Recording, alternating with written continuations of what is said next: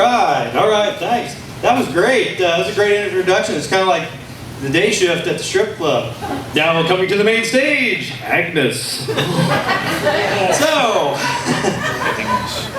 So when I was a much younger guy, I was in the Army. I was deployed over to Desert Shield, Desert Storm. And there was one night, my buddy and I, Tommy, we were sitting out there on guard duty. And we were listening to this radio program called Baghdad Betty. Baghdad Betty used to tell us a lot of bullshit over the radio, and we used to hear about how everything in the desert was going to swallow us up. One night, she started telling us about how our wives and our girlfriends that were sleeping with big-time movie stars, like Robert Redford back then, and Tom Cruise and Bart Simpson. How the hell can we compete with Bart Simpson? I mean, my buddy Tommy, he was kind of freaked out, and he was like, man, I don't know what I'm going to do. I'm going to go back, and Patty's going to be sleeping with Tom Cruise. And I kept thinking about that. I was like, I can see him going back. He's at home taking out the trash. He comes across some yellow water balloons in the trash, and he goes, oh my God, she's sleeping with Bart Simpson. Honey, you're sleeping with Bart Simpson. She goes, no, baby. Homer. Dope. So,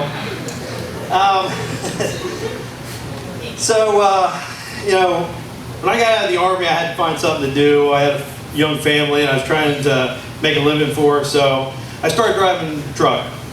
And I had this route, and every day, on this route, I would pass by this college. And every day I passed by this college, I got flashed. Every day, and that's great. Boobs, right? So I decided I need to go to college. So I went to better myself. It wasn't for the boobs. It was just to better myself.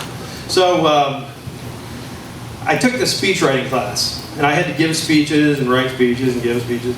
And one day my professor came up to me and she said, Keith, I noticed when you go on stage that you get really nervous. So why don't you try this? Picture the audience naked. And I said, I've been doing that for the last 5 minutes, babe. And so I got kicked out of college. And I was back in the truck, and when you're driving a truck for work, you're running from 200, 500 miles a day. You get a lot of crazy stuff go through your head.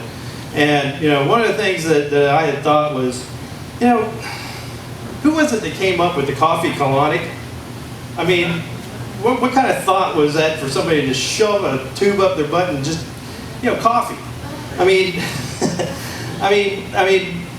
what kind of coffee is the best for that anyway? I mean, what is it? Colombian? What do we use? Folgers? Is the best part of waking up and coffee up your butt? I guess it's good to the last drop, right? So I'm getting old. I can't see anything. Should have made that bigger. That's another thing, getting old.